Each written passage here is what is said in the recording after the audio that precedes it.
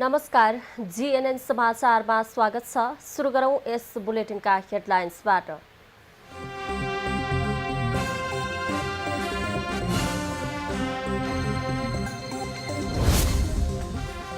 त्रिवीको प्रश्नपत्र आउट गरेको आरोपमा सुलभ सरफनिने व्यक्तिसहित 2 जना पक्राउ। प्रश्नपत्र पाइरिएको बारे छानबिन गर्न समिति गठन। एमाले र नेकपा बीच सहमतिपछि प्रदेश सरकारबारे नेपाली कांग्रेस पनि सक्रिय। सत्ता सहकारी वा प्रतिपक्षमा बस्ने विषयमा 7 प्रदेशका नेतासँग कांग्रेसले गर्यो परामर्श।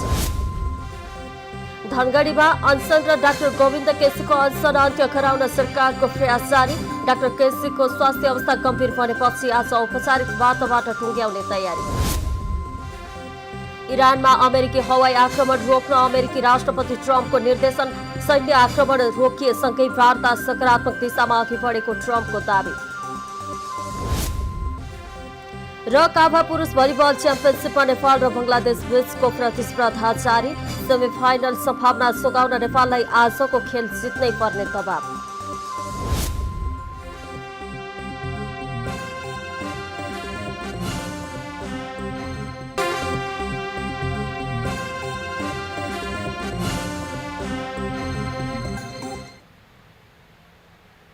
अब समाचार विस्तारमा। त्रिभुवन विश्वविद्यालय व्यवस्थापन संकायको मास्टर अफ बिजनेस स्टडिज प्रथम सत्रको प्रश्नपत्र आउट गरेको आरोपमा 2 जना पक्राउ परेका छन्।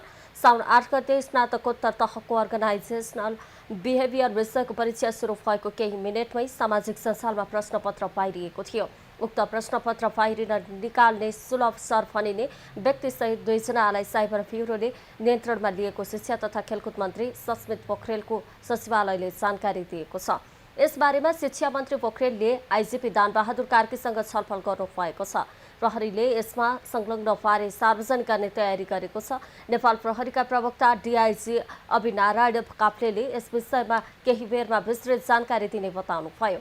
MBS first sem section C नामको व्हाट्सएप ग्रुपमा परीक्षा सुरु भएको 5 मिनटमै पठाइएको थियो। केही मिनेटमै सामाजिक सञ्जाल मार्फत बाहिरिएको भन्दै फेसबुक पेज टीयू स्टुडेन्ट्सले त्रिवीको ध्यानाकर्षण गराएका थिए।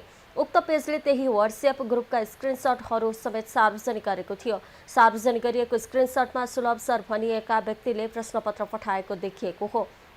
उक्त ग्रुपमा 1023 जना सदस्य रहेको देखिन्छ। प्रश्नपत्र पाइरिएपछि त्रिभुवन विश्वविद्यालयको व्यवस्थापन संकाय डिनको कार्यालयले साइबर ब्युरोलाई पत्राचार गरेको थियो।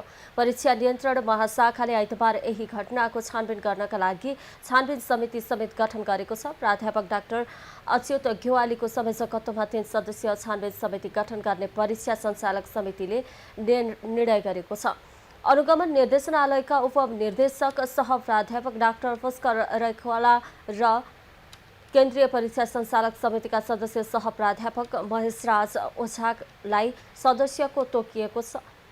उक्त समितिलाई छानबिन गरी सत्य तथ्य निरूपण गरी 7 कार्य दिनभित्र प्रतिवेदन पेश गर्न कार्यादेश दिइएको छ।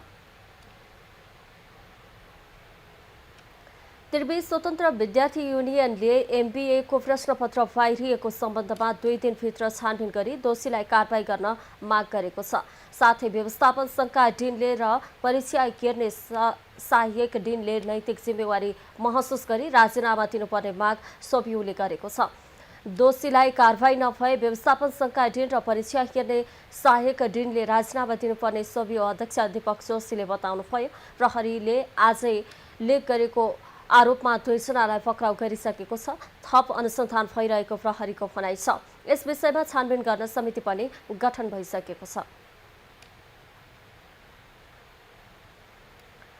नेपाली कांग्रेसले प्रदेश सरकारमा नेकपा एमाले र नेपाली कम्युनिस्ट पार्टी बीचको समीकरण पछि बनेको नयाँ परिस्थितिबारे 7 प्रदेशका नेतासँग परामर्श गरेको छ।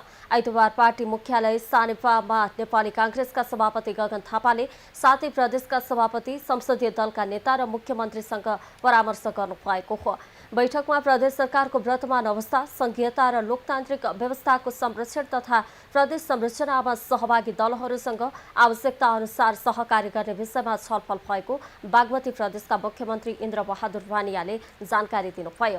प्रदेश अनुसार राजनीतिक समीकरण र दलहरूको संख्या केरेर सरकार सञ्चालन गर्ने वा प्रतिपक्षमा बस्ने विषयमा थप निर्णय गर्ने उहाँले बताउनुभयो।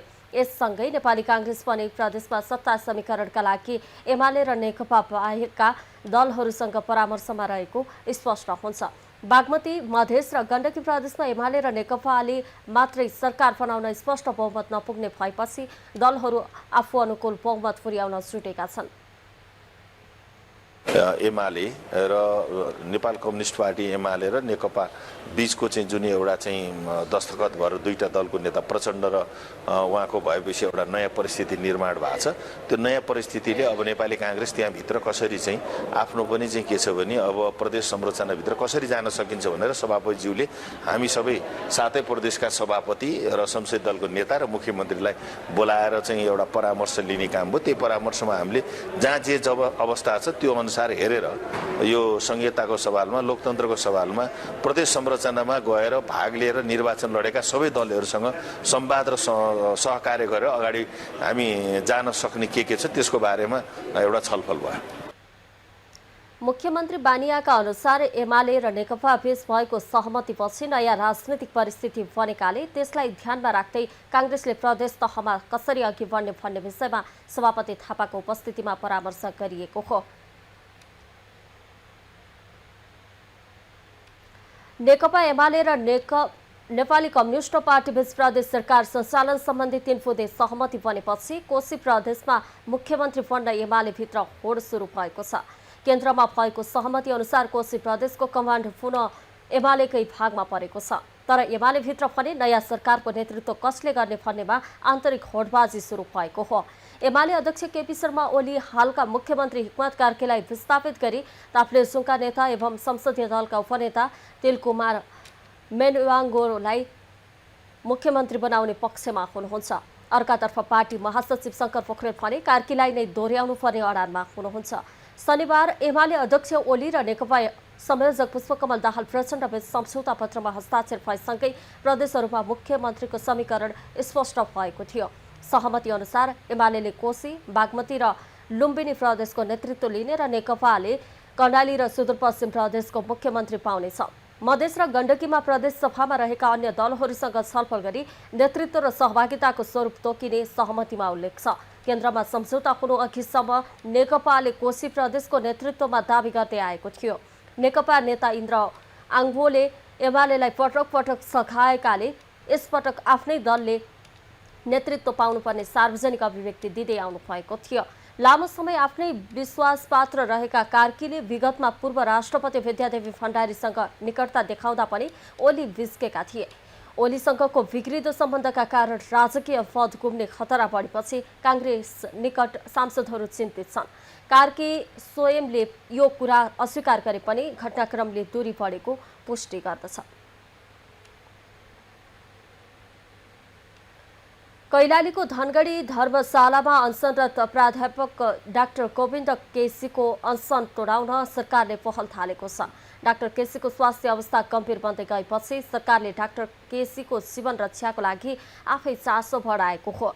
अनौपचारिक रूपमा केही दिन अघिदेखि नै अनसन तोडाउन वार्ता थालनी भएकोमा हिजो पनि केन्द्रबाट प्रतिनिधि पठाएर वार्ता टोली नै पठाइएको छ। वार्ता गर्न शिक्षा तथा खेलकुद मन्त्रालयका सचिव चुडामणि पौडेल हिजो धनगढी पुग्नु भएको छ। त्यस्तै शिक्षा तथा खेलकुद मन्त्री सस्मित पोखरेलले हिजो बेलुका डाक्टर केसीका सहयोगी अमृत जैसीसँग टेलिफोन संवाद पनि गर्नुभएको थियो।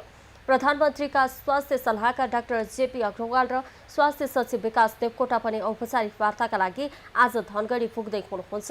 धनगढीको कृष्ण मन्दिर धर्मशालामा अनसन थालेका डाक्टर केसीको स्वास्थ्य अवस्था गम्भीर बनेपछि उहाँलाई सेती प्रादेशिक अस्पतालमा भर्ना गरिएको छ। चिकित्सा शिक्षा आयोगमा उपाध्यक्ष तथा गेटा मेडिकल कलेज, दशरथचन्द स्वास्थ्य विज्ञान विश्वविद्यालयमा उपकुलपति र रजिस्ट्रार नियुक्ति गैरकानुनी भएको भन्दै उहाँले बिहिबारदेखि अनसन थाल्नु भएको हो। शहीद दशरथचन्द स्वास्थ्य विज्ञान विश्वविद्यालय स्थान प्रधान सङ्घर्ष समितिले विश्वविद्यालयका पदाधिकारी नियुक्ति सम्बन्धी डाक्टर केसीले उठाएका विषय प्रश्न पार्न सम्बन्धित निकायलाई आग्रह समेत गरेको छ। सम्भवतः वार्ता टोलीले आजै डाक्टर केसीको मागमा सम्झौता गराई अनसन अन्त्य गराउनेछ। जीएनएन समाचारमा अब पालो विश्रामको।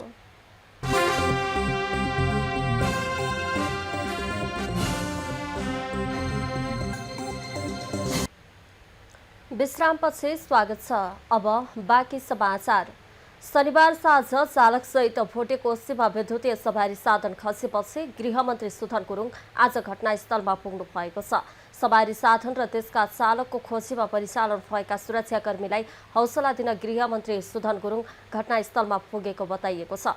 रसुवाका प्रमुख जिल्ला अधिकारी नरेन्द्र परियारका अनुसार स्थलगत निरीक्षणपछि 10वटा ड्रोन सहित 3वटै सुरक्षा निकायका कर्मचारी गोताखोरका साथ चालक कालिका गाउँपालिका 3 तल्लो धारापानीका 22 वर्षीय सबिन तामाङको खोजीमा परिचालन भएका छन्। जिल्ला विपद व्यवस्थापन समितिले खोज तथा उद्धारको समन्वय गरिरहेको छ। दुर्घटनास्थल गहिरो खोज, धमिलो पानी र नदी किनारका विशाल चट्टानले खोजी तथा उद्धारमा चुनौती थपेको समितिले जनाएको छ। नेपाली कांग्रेसको केन्द्रीय नीति अनुसन्धान तथा प्रशिक्षण प्रतिष्ठानको 6औं बैठक आज बसेको छ। पार्टी केन्द्रीय कार्यालयका अनुसार बैठकमा प्रतिष्ठानका पदाधिकारी तथा सदस्यहरूलाई अनिवार्य रूपमा उपस्थित हुन निर्देशन दिइएको छ। बैठकमा बीपी स्मृति दिवसका अवसरमा सम्पन्न वृक्षारोपण तथा अन्य कार्यक्रमहरूको समीक्षा गरिने कार्यसूची रहेको छ। यस्तै प्रतिष्ठान अन्तर्गत रहेका उपसमितिहरूले आफ्नो कार्ययोजना प्रस्तुत गर्नेछन्। आवश्यकता अनुसार थप उपसमिति विस्तार गर्ने विषयमा पनि छलफल हुने जनाइएको छ। बैठकमा समसामयिक राजनीतिक विषयवस्तु तथा विविध एजेन्डामाथि छलफल हुने कार्यसूची रहेको नेपाली कांग्रेसले जनाएको छ। नेपालको पहिलो आधुनिक यातायात सुरुङ मार्ग नागढुङ्गा सिस्नेखोला सुरुङ मार्ग भोलिबाट औपचारिक रूपमा उद्घाटन गरिने भएको छ। जापान अन्तर्राष्ट्रिय सहयोग नियोगको सहुलियतपूर्ण ऋण र नेपाल सरकारको संयुक्त लगानीमा निर्माण सम्पन्न भएको यस आयोजनाको कुल लागत करिब 19 अर्ब रुपैयाँ रहेको छ। सडक विभागका महानिर्देशक डाक्टर विजय जयसीका अनुसार मुख्य सुरुङको लम्बाइ 2.68 किलोमिटर रहेको छ।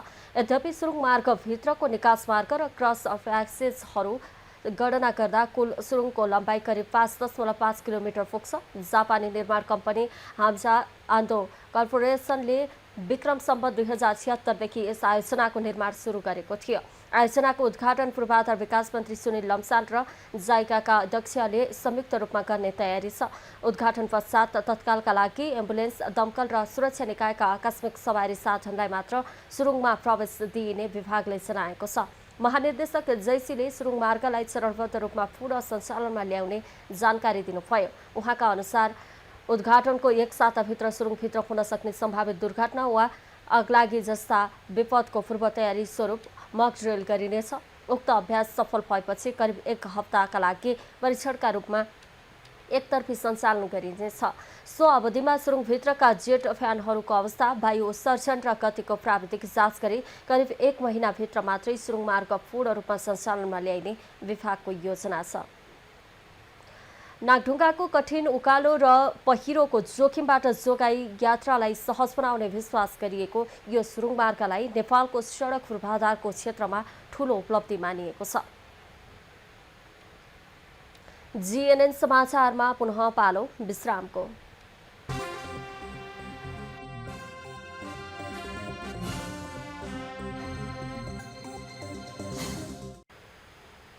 विश्रामपछि स्वागत छ।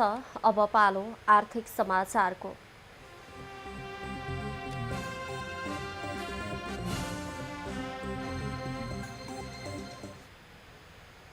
कारोबार हुने हप्ताको पहिलो दिन आज आइतबार सुन चाँदीको भाव बढेको छ। अस्ति शुक्रबार सुनको भाव तोलामा 5,800 र चाँदीको भाव तोलामा 155 रुपैयाँले घटेको थियो। तर आज सुन तोलामा 1,600 रुपैयाँ र चाँदी 60 रुपैयाँले बढेको हो। भाव बढेर आज सुन तोलाको 2,87,100 रुपैयाँ र चाँदी 4,410 रुपैयाँमा कारोबार भइरहेको नेपाल सुन चाँदी व्यवसायी महासङ्घले जनाएको छ। अस्ति शुक्रबार सुनको भाव तोलामा 2,85,500 रुपैयाँ तथा चाँदीको भाव 4,350 रुपैयाँ रहेको थियो। अब पालो विश्व समाचारको।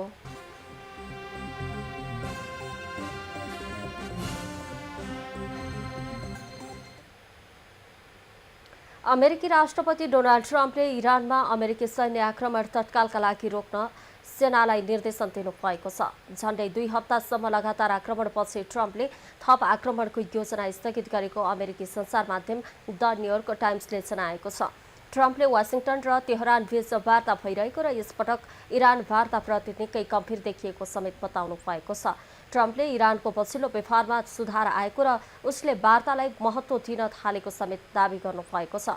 व्हाइट हाउसमा आफ्ना उच्च सल्लाहकारसँग इरानमा भइरहेको पछिल्लो आक्रमणका विषयमा छलफल लगत्तै ट्रम्पको टिप्पणी आएको हो। अब पालो खेल समाचारको।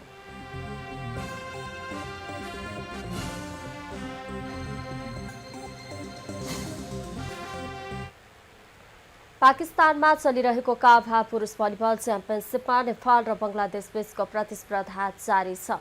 खेल दिउँसो 1 बजेदेखि भइरहेको छ। चौथो खेल खेल्न लागेको नेपालको लक्ष्य पहिलो जित निकाल्ने रहेको छ। यसअघि लगातार 3 खेलमा पराजित भएको नेपाललाई सेमिफाइनलको सम्भावना कायम राख्न आजको खेल जित्नै पर्ने दबाव छ। नेपाल उद्घाटन खेलमा काजाकिस्तानसँग 3-2, दोस्रो खेलमा श्रीलङ्कासँग पनि 3-2 तथा तेस्रो खेलमा आयोजक पाकिस्तानसँग 3-0 को सोझो सेटमा पराजित भएको थियो। अब नेपालले बङ्गलादेशपछि अन्तिम लिग खेल उज्बेकिस्तानसँग खेल्नेछ। प्रतियोगितामा नेपालसहित आयोजक पाकिस्तान, काजाकिस्तान, श्रीलङ्का, बङ्गलादेश र उज्बेकिस्तान गरी 6 टोली सहभागी छन्। सबै टोलीले एक अर्कासँग खेलेपछि शीर्ष 4 टोलीले सेमिफाइनलमा स्थान बनाउनेछन्। नेपाली टोलीको कप्तानी हरिहजुर थापाले गरेका छन् भने मुख्य प्रशिक्षक जगदीश भट्ट रहेका छन्। बुलेटिनको अन्तिममा पुनः हेडलाइन्स।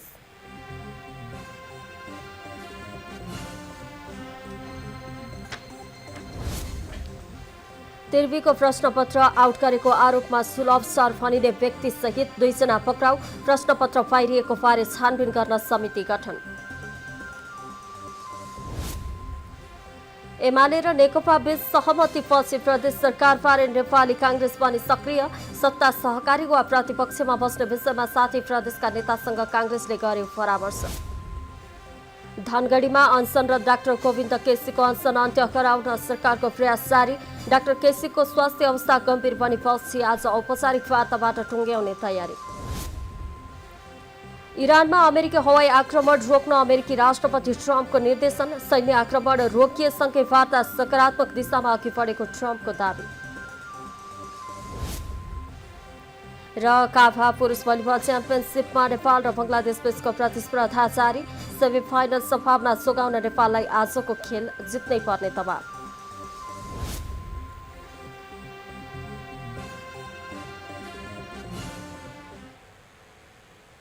जीएनएन समाचार अहिलेलाई यति नै। देश विदेशका ताजा समाचारका लागि जीएनएन टेलिभिजन हेर्दै गर्नुहोला। म सङ्गीता बिदा हुन्छु। नमस्कार।